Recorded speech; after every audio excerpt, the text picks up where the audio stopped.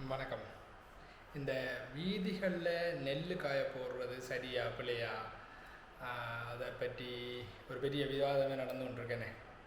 விவசாயிகள் எங்களுக்கு காய போடுறதுக்கு வேறு இடம் இல்லை, எங்களுக்கு ஏற்கனவே நெல்லுக்கு விலை கிடைக்குது இல்லை, காய போட்டால் தான் ஒரு கொஞ்சமாவது விலை கிடைக்கும், ஆனால் காய போடுறதுக்கு இடம் இல்லைன்னு சொல்லி விவசாயிகளோட வாதம். அதே நேரம் இது பெருந்தெருக்கள் அல்லது தெருக்கள் போக்குவரத்துக்குரியது, நீங்கள் அதில் காய போடுறதால எங்களுக்கு போக்குவரத்து பிரச்சனையாக இருக்குது என்று சொல்லி எங்கள்ட பயணிகளோட வாதம்.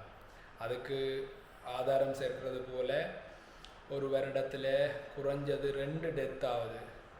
காயங்களை விட காயம் ஒரு 10 வரையான காயங்கள் வருது, 10 தொடக்கம் 15 கூடவும் போகலாம் சில வருடங்களில். ஆனால் இறப்புகள் என்று பார்க்குற போது அன்னளவாக ஒரு வருடத்தில் 2 இறப்புகள், சில வருடங்களில் போகத்துக்கு 2 இறப்புகள் கூட வருது. அதுலேயும் காயங்களில் மீள முடியாத நிரந்தர காயங்கள் எங்களுக்கு தெரியவே நிறைய இருக்கணும். ஒவ்வொரு போகங்கள்லேயும் நிரந்தர காயங்கள், இப்போ எலும்பு முறிவு, இடுப்பு முறிவு, வயசானாக்கள் எல்லாம் இடுப்பு முறிவு, எலும்பு முறிவுகளுக்கு வந்து அப்படியே அதுதான் கடைசி கட்டமாக போகிற ஒரு இறப்புக்கான காரணங்களாக கூட அதுகள் அமைகிற சந்தர்ப்பம் எல்லாம் இருக்குது. இப்போ அதுகளையெல்லாம் சேர்த்து பார்த்தா வருடாந்தம் 5 தொடக்கம் 6 இறப்புகள், காயங்கள் சரி மீள முடிஞ்ச காயங்களை விட்டாலும் மீள முடியாத காயங்களை சேர்த்தா அப்படி ஒரு சந்தர்ப்பம் இருக்குது. அப்படி ஒரு கணக்கு கொண்டு வருது. அதுகளுக்கும் பொருளாதார கணக்கு போட்டு பார்த்தா விவசாயிகள் இதில் காய விடுறதை விட அவ்வளவு இறப்புக்கும் காரணமாக இருக்கிறார்கள் இந்த தேசத்தின் விவசாயிகள் என்றது கொஞ்சம் கஷ்டமான விஷயம் தான் ஏற்றுக்கொள்ள. இது ஒரு பக்கம் இருக்கு. இதில் இன்னும் ஒரு பிரச்சனை இருக்குது, இந்த நெல்லிட சுத்தம், இந்த நெல் அரிசி அதுகளோட சுத்தம். இதில் நான் கடைசியாக எங்கள்ட பட்சில் படித்த டாக்டர் சிவகணேசன் இப்போ பூனகிரியில் ஆடிஹெச்எஸ் அல்லது எம்ஓஹெச் அப்படி இருக்கிறாருன்னு நம்புகிறேன். ஆளோட கடந்த வாரத்தில் நான் கலந்துரையாடியக்கில் சில விஷயங்களை நான் புதுசாக கற்றுக்கொண்டேன். அவற்றை கருத்தின்படி அவைகள் இந்த டஸ்ட் அல்லது இந்த இம்ப்யூரிட்டிஸ் அல்லது இந்த கலப்பட பொருட்களை 2 பிரிக்கணும். ஒன்று பிரைமரி, செகண்டரி என்று சொல்லி.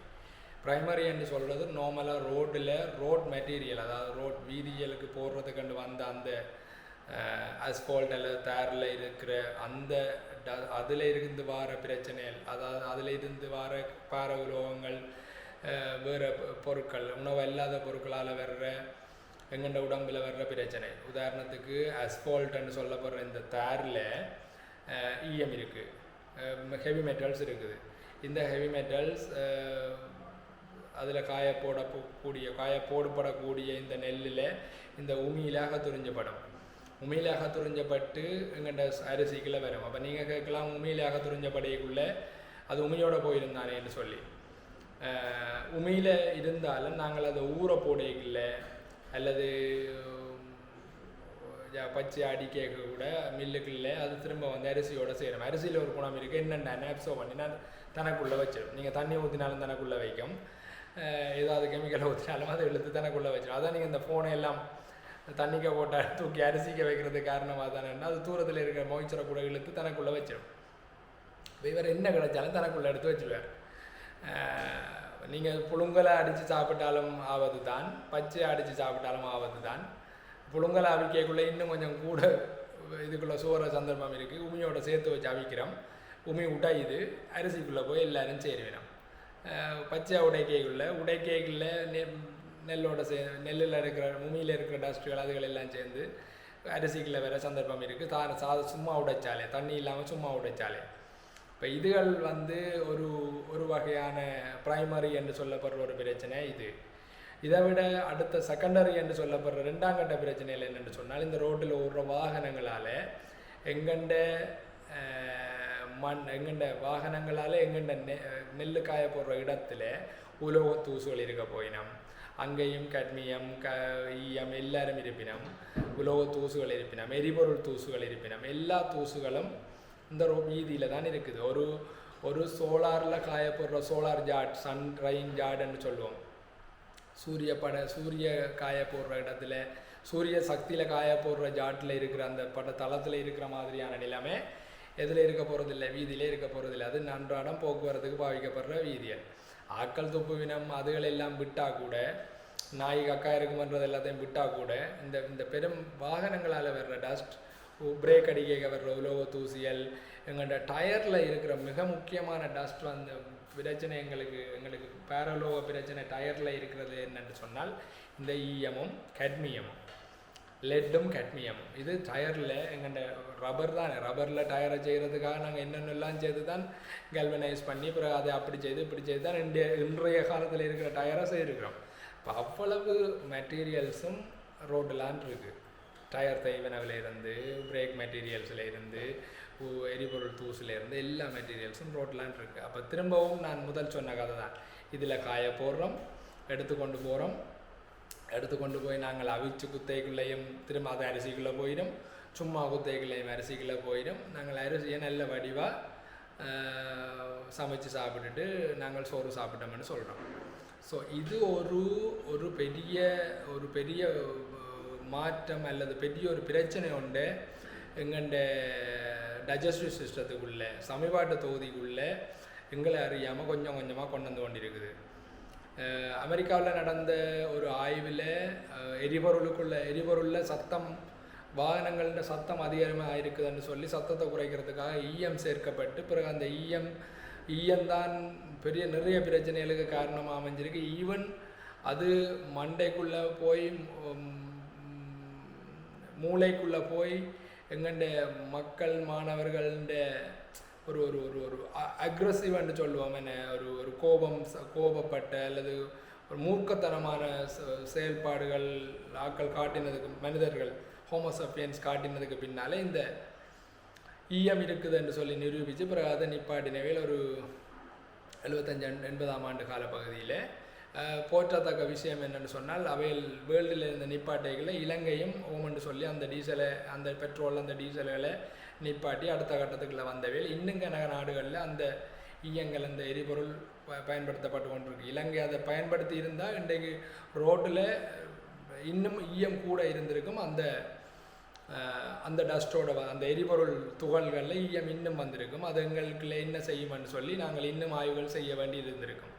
இப்போ இவ்வாறான பாதிப்புகளை தரக்கூடிய, ஏற்கனவே ரோட்டில் காய போடுறதால ஆக்சிடெண்ட் ஆகி ஆக்கள் இறந்து நிரந்தர காயங்களுக்குள்ள போய் மீள முடியாத சோகங்களுக்குள்ள பல குடும்பங்களை கொண்டு போய் விட்டு தான் இந்த சோறு, இது சோறுன்ற சோத்துக்கு பின்னால் இருக்கிற அல்லது அரிசிக்கு பின்னால் இருக்கிற கருப்பு பக்கம் அப்படித்தான் உற்பத்தி செய்ய வேண்டி இருக்குதா? அதுக்கு மேலால் இந்த வீதியில் காய போடுறதால வர்ற டஸ்ட்டுகள், இம்பியூரிட்டிஸ், கலப்படங்கள், பார உலோகங்களால் அதுகளால் வர்ற நோய் நிலைமைகளுக்கு நாங்கள் திரும்ப மக்களை காவு கொடுக்குறோம், உயிர்களை காவு கொடுக்குறோம். இந்த நாடு இலவச மருத்துவத்தை வச்சுருக்குது. ஸோ இதுக்கும் சேர்த்து மருத்துவ செலவு அதிகரிக்க போகுது எங்கள்ட பட்ஜெட்டில். ஸோ திரும்ப எங்கள்ட டேக்ஸ் கூட போகிறார், வேல்யூவேட்டட் டேக்ஸ் கூட போகிறார், விலைவாசி எல்லாம் கூட போகிறாருன்னு சொல்லி திரும்பவும் ஒரு நச்சு வட்டத்துக்குள்ளே நாங்கள் சிக்க போகிறோம். அப்போ இதை கேட்கும்போது ரஜிதன் நீங்கள் சொல்கிறதெல்லாம் சரி, அப்படி என்ன நாங்கள் காயப்போடாமல் கொடுக்குறதா, எங்களுக்கு கையில் நட்டமாக எல்லாம் போவோம், சோலார் ட்ரையிங் ஜாட்டுகள் இந்த எங்களுக்கு தந்திருக்கிற இந்த ஜாட்டுகள் எல்லாம் காணாது, அது காணாதுன்னு தானே நாங்கள் ரோட்டுக்கு வந்த நாங்கள். விவசாயிகள் பக்கம் இருக்கிற நியாயம் எனக்கு விளங்குது. ஆனால் எங்கண்ட பக்க நியாயத்துக்காக சும்மா அன்றைக்கு ஒரு ஆள் கேட்டார், ஓகே நீங்கள் உங்களுக்கு இடம் இல்லையான்னு சொல்லி கொண்டு வந்து ரோட்டில் போடுறீங்களா, ஓகே நாங்கள் அட்ஜஸ்ட் பண்ணி போகிறோம். ஒரு கட்டம் சில வேலையில் எங்களுக்கு ஒரு தேவை வந்து ரோட்டில் இடம் இல்லையான்னு சொல்லி உங்களோட வயல்களுக்களால் நாங்கள் வயானத்தை இறக்கி கொண்டு போனால் அதை நீங்கள் அக்செப்ட் பண்ணுவீங்களான்ட்டு குதர்க்கமாக கேட்கப்பட்டாலும் அது ஒரு நல்ல கேள்வி உண்டு. நாங்கள் விவசாயிகளுக்கு இந்த நாடு முன்னுரிமை தரணும், மக்கள் முன்னுரிமை தரணும் என்றெல்லாம் நாங்களாகவே நினைச்சு கொள்கிறோம் அல்லது நாங்களாகவே எடுகோள் எடுக்கிறோம். உண்மையாக எல்லா தொழில் தான், விவசாயமும் தொழில், மற்ற தொழில்களும் தொழில் தான். எல்லாரும் ரோட்டில் போகிறவர்கள், விவசாயத்துக்காக வேறு செய்கிறவர்கள் போகிறார்கள், இந்த நாட்டின் பாலிசி மேக்கர்ஸ் போவினோம், அவர்களையும் நாங்கள் தடுக்கக்கூடாது. அப்போ இதுக்கு தீர்வு என்னென்று கேட்டால் சாதகமான 2-3 தீர்வுகளை பற்றி நாங்கள் ஆராயலாம். ஒன்று, நாங்கள் ரோட்டில் காய போடாமல் ஒரு டேனை போட்டு எங்கள்ட தளங்களை பாவிச்சு, இப்போ இருக்கிற தளங்களை பாவிச்சு காய விடுறது. அதில் இருக்கிற பிரச்சனை தளம் காணாது. ஸோ இன்னும் கொஞ்சம் தளத்தை கட்டுறது. தளத்தை கட்டினா என்ன, இந்த காய விடுற நேரம் தவிர மற்ற நேரம் எல்லாம் அது சும்மா இருக்க போதுன்னு சொல்லி ஒரு பிரச்சனை இருக்குது. அது நாங்கள் பிறகு வருவோம். தளங்களை கூட கட்டி தளங்களுக்குள்ளால் காய விடுறது. இப்போ தளங்கள் இருக்கக்கூடியதாக கூட சில விவசாயிகள் வந்து ரோட்டுக்கு வர்றது அவதானிக்கப்பட்டிருக்கு. என்னென்னு சொன்னால் ரோட்டில் டக்கண்டு காயுது, தளத்தில் காய்கிறது 2 நாள்ண்டா ரோட்டில் 1 நாளில் காயுது. இந்த தேவைக்காக தளத்தை விட்டுட்டு ரோட்டுக்கு வர்ற விவசாயிகள் கூட அவதானிக்கப்பட்டிருக்கணும். அப்போ அது நடக்குது. அதுகளில் வந்து நாங்கள் நல்லா குறைச்சிடணும், அல்லது இல்லாமல் செய்யாமே விட்டுறணும். தளம் ஃப்ரீயாக இருக்கக்கூடாது, தளம் பாவிக்கப்பட்டு கொண்டிருக்கணும். நாங்கள் அடுத்த கட்டத்தை பற்றி யோசிக்கணும். ஸோ முதலாவது தளங்களை கூட கட்டி கூட அதில் காய விடுறது. ரெண்டாவது இப்போ இந்த தானிய உலர்த்திகள் வருது. கூட்டுறவு நிறுவனங்களுக்கெல்லாம் தானிய உலர்த்திகள் வழங்கப்பட்டிருக்க படை இருக்குன்னு சொல்லி ஜனாதிபதியின் கூற்றுக்கள் நேற்று முன்னாள் நீங்கள் திரும்பவும் பார்த்துருப்பீங்க. 45-50 உலர்த்திகள் வழங்கப்பட போகுதுன்னு சொல்லி அதுகளை கொண்ட பக்கத்தில் இருக்கிற கூட்டுறவு சங்கங்கள் அதுகளை எடுத்து விவசாயிகளுக்கு அதுகளை உலர்த்தி கொடுக்குற, அதுலேயும் கவனமாக இருக்கணும். மண்ணெண்ணெய் டீசலில் இயங்குகிற ட்ராயர் உலர்த்திகள் ஓரளவு பரவாயில்லை மின்சாரத்தில் இயங்குகிற உலர்த்திகளை விட. ஆனால் மண்ணெண்ணெய் டீசலில் இயங்குகிற உலர்த்திகளை விடவும் நல்லது எங்களுக்கு விறகுல அல்லது உமியில் இயங்குகிற உலர்த்திகள். அதுக்கு உங்களுக்கு சிலவில் ஒரு அரிசி ஆலையோடு சேர்ந்த செட்டப்புகள் வச்சிருக்கிற கூட்டுறவு சங்கங்களுக்கு இது இலகுவாக இருக்கும். என்னென்னா உங்கள்கிட்ட அங்கே உமி வரும். ஸோ அந்த உமியை பாவிச்சு நீங்கள் சேர்த்து வச்சு இந்த ட்ரையரில் உலர்த்தி கொள்ளலாம். உலர்த்திகள் இப்போ வளர்ச்சி அடைந்த நாடுகள், வளர்மோ நாடுகள், இப்போ நான் கடைசி என்னுடைய தாய்லாந்து விஜயத்திலையும் பார்த்துருந்தேன். அங்கெல்லாம் ரோட்டில் வந்து காய விடுறதில்லை, என்ன போதுமான அளவு உலர்த்திகள் இருக்குது. உலர்த்தியில் காய விட்டால் முளைதிறன் பாதிக்கப்படும்ன்றதெல்லாம் ஒரு மூட நம்பிக்கை.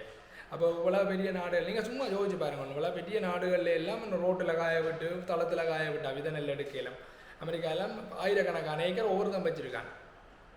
அவங்களெல்லாம் உலர்த்தியில் தான் காய விட்டு எடுக்கிறாங்க. நீங்கள் விதைக்கு உலர்த்தைகளில் உலர்த்தி வச்சிருக்கிறவருக்கு சொல்ல வேணும், இது நான் விதைக்கு காய விடுறேன்னா அவர் அதுக்கேற்ற மாதிரி டெம்பரேச்சர் அட்ஜஸ்ட் பண்ணி தருவார். நேரத்தை கூட்டி விடுவார், டெம்பரேச்சரை குறைச்சி நேரத்தை கூட்டி விடுவார். உங்களுக்கு அது விதைக்கேற்ற மாதிரி வரும். உண்மையாக சொல்ல போனால் இந்த ரோட்டில் காய விடுறது விதைக்கு எடுக்கிறதுல ஒரு பிரச்சனை இருக்கேன் என்றால், ரோட்டில் காய போட்டு டக்குன்னு தானே காயுது உங்களுக்கு. அது சில வேளை காலடிக்க நீங்கள் பரவி விட நேரம் செல்லுதுன்னு சொன்னால் ஓவராக உலர்ந்துடும், உலர்ந்தால் அது முளைக்காது. அது சில விவசாயிகள் அதை பார்த்துருப்பீங்களான்னு நினைக்கிறேன் நான். அதில் ரோட்டில் காய விடுறதுல விதை நெல்லுக்கு ரொம்ப கவனமாக இருக்கும். உண்மையாக உலர்த்தி தான் நெல்லாம் அது கண்டினியூஸ், அது எல்லாமே டெம்பரேச்சர் மானிட்டரிங்கில் இருக்கும், டைம் மானிட்டரிங்கில் இருக்கும், எல்லாமே இப்போ கண்காணிக்கப்பட்டு கொண்டிருக்கிறதால உங்களுக்கு 100% 100க்கு 75, 80, 90%, 95% ஜெர்மினேஷன் முளைதிறன் எல்லாம் இங்கே அடையக்கூடிய இலக்காக தான் இருக்கும்.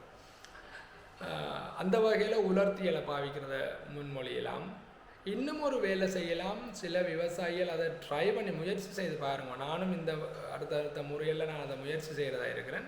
எங்கள்கிட்ட பழைய முறை உண்டு, வெட்டி வயல்லையே கதிரோட காய போட்டு அதை தூக்கி கொண்டு வந்து பிறகு அடிக்கிறது. அப்படி காய போடைக்க 2-3 நன்மை இருக்குது. எங்களுக்கு ரோட்டில் காய போட விட தேவையில்லை, தளமும் தேவையில்லை, வயல்லையே காஞ்சிடும். வயல்லையே காய்கிறதால இன்னும் ஒரு பெரிய லாபம் ஒன்று நடக்குதுன்னு சொன்னால், கிட்டத்தட்ட உங்களோட விளைச்சலின் நிறை 20% வரைக்கும், 100 மூடைக்கு 20 மூடை வரைக்கும் கூடுறதுக்கு சந்தர்ப்பம் இருக்குது. ஏனென்றா அப்படி அடியோட வெட்டி வயல்லையே போடுறதால இந்த தாவர சாறுகள் எல்லாம் போய் ஃபில்லாகாத மணிகள் எல்லாம் முழுமையாக நிரம்பி அந்த வெயிட் அதிகரிக்கும்ன்றது ஆய்வுகளில் நிரூபிக்கப்பட்டிருக்கு. எங்கள்கிட்ட பழைய ஐயாக்கள் கேளுங்க, பக்கத்தில் இருக்கிறார்கள், அவை சொல்லுவேன் அந்த கதை. வயலில் வெட்டி போட்டு சூடு வச்சு சூட்டால் அடிக்கைகளில் வெயிட் கூடன்னு சொல்லுவேன். அப்படி வச்சு அடிக்கைகளில் எங்களுக்கு விதை நெல் தேர்வு செய்கிறது இலகுவாக இருக்கும். ஏனெண்டா அதில் முதலாவது சூடு வச்சு அடிக்கைகளில் இப்படி அடித்து போட்டு நான் போய் திரும்ப நீங்கள் சூடு வச்சு டிராக்டரால் அடிங்கன்னு சொல்லல, ரீப்பரால் வெட்டலாம். இப்போ கையால் வெட்டுறதுக்கு ஆள் பிடிக்கலாது, ஐ நோ தட். ரீப்பரால் வெட்டி அப்படியே காய விடலாம். ரீப்பர்லேயும் இப்போ பைண்டிங் ரீப்பர்ன்னு வந்திருக்கு, வெட்டி கட்டி போடுறது. அப்போ எடுக்க சுகம் ஒரு கொஞ்சம் லேபரோடு எடுத்துடலாம். ஒரு குட்டி வாகனம் ஒன்று, 4 வீல் வெஹிக்கிள் ஒன்று, டிராக்டரோ ஏதோ வயலுக்கு ஓடக்கூடிய வெயிட் குறைஞ்சது ஒன்று எடுத்தோம்னு சொன்னால் செட்டப் பண்ணணும். அது பண்ணால் அதில் ஏற்றி கொண்டு வந்து மேட்டுக்கு கொண்டு வந்துடலாம், களமேட்டுக்கு கொண்டு வந்துடலாம். அந்த களமேட்டில் வச்சு நாங்கள் இந்த கச்சான் அடிக்கிற மிஷின்கள், சுனாமி மிஷின்கள் மாதிரியான மிஷின்களால் நாங்கள் அடித்து விளைச்சல் எடுக்கலாம். அப்படி அடிக்கைகளை பக்கத்தில் ஒரு கல் வச்சுட்டு தட்டினீங்கள்னு சொன்னால் முதல் கலர்றது உங்களுக்கு தலைப்பொலி. அந்த தலைப்பொலியை நீங்கள் விதை நெல்லுக்கு வச்சுக்கொள்ளலாம். இதங்கிட்ட பழைய கால மாடல். அப்போ ஒரே பிரச்சனையில் 2-3 பிரச்சனை தீரும். இந்த இப்படி நான் சொன்ன கடைசி ரீப்பரால் வெட்டி த்ரஸரால் அடிக்கிற, சுனாமியால் அடிக்கிற மாடலுக்கு நாங்கள் போய்க்குள்ள. இப்போ எல்லோரும் திருப்பி கேட்பினா இப்படியான மாடல்கள் ரஜிதன் சின்ன சின்ன வயல்காரருக்கு சரி. நான் என்னத்தை கதைச்சாலும் அப்படி கதைக்கிறாக்களை நான் பார்க்குறேன். ஒரு ரஜிதன் நடவண்டா சரி, அது சின்ன சின்ன வயல்காரருக்கு சரி, பரசுட்டோம் சின்ன வயல்காரருக்கு சரி, பெரிய ஆக்கள் எல்லாம் எண்ணேறது 50 ஏக்கர் 100 ஏக்கர் செய்கிறவன் எல்லாம் எண்ணேறது. நீங்கள்லாம் கட்டாயம் இந்த நீங்களெல்லாம் கொமர்ஷியல் ஃபார்மர்ஸ், நீங்கள்லாம் இந்த கொமர்ஷியல் ஸ்கேலை பற்றி சரியாக யோசிக்கணும். உங்களுக்கு ரோட்டில் காய விடுறதை விட லாபகரமான வினைத்திறனான மெத்தட் எதுன்னு கேட்டால் நான் உங்களுக்கு கடைசியாக சொன்ன அந்த ரீப்பர் மெத்தடை தான் உங்களுக்கு சொல்லுவேன். உங்களால் அது முதல்ல செய்யலும், சிறு விவசாயிகளை விட உங்களால் அது முதல்ல செய்யலும். அதுக்கு தேவையான இயந்திரங்கள் வேணும்னு சொன்னால் நான் என்னென்ன இயந்திரம் எங்கெங்கே இருக்குது, என்ன விலை என்ற தகவல்களை உங்களுக்கு தரலாம். அதுகளை வச்சுக்கொண்டு நீங்கள் அடுத்த கட்டத்துக்கு போகலாம். முதல்ல ஒரு கொஞ்சமாக சின்ன ட்ரை பண்ண போகிறோம்னு யோசிக்கிறார்கள், தொடர்பு கொள்ளுங்க, சேர்ந்து அது ஒருக்கா ட்ரை பண்ணி பார்ப்போம். எனிஹவ், எப்படி இருந்த போதிலும் நாங்கள் இந்த ரோட்டில் நெல் காய போடுறது பெரும்பாலும் 2027 அல்லது சில வேளை 26 கடைசியிலேருந்து அது சட்ட ரீதியாகவே ஏற்கனவே தடை தான் அமுல்படுத்தப்படாமல் இருக்குது, தடை செய்யப்பட்ட சந்தர்ப்பம் இருக்குது. இப்போ 45-50 உலர்த்தியல் எல்லாம் கொடுத்த அரசாங்கத்துக்கு நாளை கேள்வி வரும், எல்லாம் என்ன தந்தனீங்க, நீங்கள் சும்மா கொண்ட பாட்டுக்கு தடை செய்யலாம். அப்போ எல்லாம் கொடுத்தாச்சு ராஜா, நீ போய் அதுகளில் வச்சு உலர்த்து, ரோட்டில் உலர்த்த இல்லாதன்னு சொல்லி ஒரு கட்டம் கொண்டு வரப்பட்ட சந்தர்ப்பம் இருக்குது. அப்போ நாங்கள் அதுக்கு தயாராகணும். இதுக்காக நீங்கள் கம்பு சுத்த தேவையில்லை. இப்போ ரஜிதன் பச்சை நெல் கொடுக்குறத ஊக்குவிக்குதுன்னு கடைசி வரைக்கும் சொல்ல வேண்டாம். எனக்கும் தெரியும், பச்சை காய வைக்கிறதுல இருக்க கஷ்டம் தெரியும், உலர்த்துறதுக்கான காஸ்ட் கூடன்றவங்களோட வாதமும் தெரியும். அப்போ நாங்கள் அந்த உலர்த்துறதுக்கான செலவை எப்படி குறைக்கலாமன்றதை எங்கள்ட கிட்னியை பாவித்து நாங்கள் கண்டுபிடிச்சு குறைஞ்ச செலவில் விறகுகளை சேர்த்து வச்சுட்டு உலர்த்தியல் வச்சிருக்கிறார்களுக்கு விறகு கொண்டே கொடுத்து உலர்த்துறதா இல்லாட்டி உமையை கொண்டே கொடுத்து உலர்த்துறதா என்ற வழிமுறையில் நாங்கள் சிலதுகளை செய்யத்தான் பண்ணோம். இந்தியாவில் நான் பார்த்த அளவில் நெல்லாவே விற்கிறார்கள் சரியான குறைவு. அவையில் அடித்து என் ப்ராடக்டாக முடிவு பொருளாக வெலிவேட் பண்ணி விற்கிறதால, பெறுமதி சேர்த்து விற்கிறதால ஒவ்வொரு தட்டையும் போதுமான உமி இருக்குது. காயப்போட போய்க்கில் உமி கொடுத்து காய போடினோம், பிறகு கொண்டு வந்து அதை அரிசி ஆக்கைகளை வேற உமியை திரும்ப அடுத்த போகிறதுக்காக சேர்த்து வைக்கணும். இவ்வாறான சில மாதிரி மாற்றங்களை நாங்கள் ஏற்றுக்கொள்ள தான் நாங்கள் மாற மாட்டோம், அப்படியே தான் இருப்போம். எங்களுக்காக நீங்கள்லாம் மாறணும், மக்கள்லாம் மாறணும். நாங்கள் ரோட்டில் காய விடுற நேரம் நீங்கள் பக்குகளால் என்னென்னு சொல்கிறது, வக்கடையில் அந்த ரெண்டு காணுக்களால் தான் இறங்கி போகணும். அது எங்கள்ட உரிமை என்ற ரேஞ்சுக்கெல்லாம் கதைச்சால் கட்டாயம் எங்கள்ட கடையை அடித்து மூடிடுவாங்க. ஏற்கனவே நெல் செய்கிறத நிப்பாட்டலாமா, இலங்கையில் நெல் செய்கிறது அரசாங்கத்துக்கு நட்டம், விவசாயிக்கு நட்டம் என்ற ஒரு பக்கம் ஒரு ஒரு புத்திஜீவிகளுக்குள்ளாம் கதைச்சு கொண்டிருக்குது. அந்த மீட்டிங்களுக்கு நான் போய் வரேன். அப்போ இதுக்குள்ள நாங்கள் இன்னொன்று இந்த கேந்தி கதையிலையும் கிளப்பி விட்டோம்னு சொன்னால் இது எல்லாருக்கும் பிரச்சனையாக போகிறதுக்கு சந்தர்ப்பம் இருக்குது. உங்களில் ஒரு ஆளாக படிவேல் சொன்ன மாதிரி உங்கள் வீட்டு பிள்ளையாக சொல்லிக்கிறேன், இதுக்கு நாங்கள் முடிவெடுத்துக்கொள்ளோம். இல்லைன்னு சொன்னால் இது வெகு சீக்கிரம் நாங்கள் இதுக்குள்ளேருந்து பெரிய பிரகடனங்களை சந்திப்போம். நாங்கள் கிட்னியால் யோசித்து முடிவெடுப்போம். தேங்க்யூ, நன்றி. மக்களுக்காண்டி யோசிக்கிறது தானே விவசாயின்ற வேலை. மக்களுக்கு நல்ல நஞ்சற்ற உணவு கொடுக்கணும். இதில் ஒரு வியாபார வாய்ப்பும் இருக்குது. நன்றி சொல்லிட்டேன். அதுக்கு பிறகு இதில் ஒரு வியாபார வாய்ப்பு இருக்குது. நான் அதையும் சொல்லிட்டு போயிடுறேன். நீங்கள் யாரும் உங்களால் அரிசிமா நீங்கள் உற்பத்தி செய்கிறீங்கண்டா உங்களோட பேக்கில் இது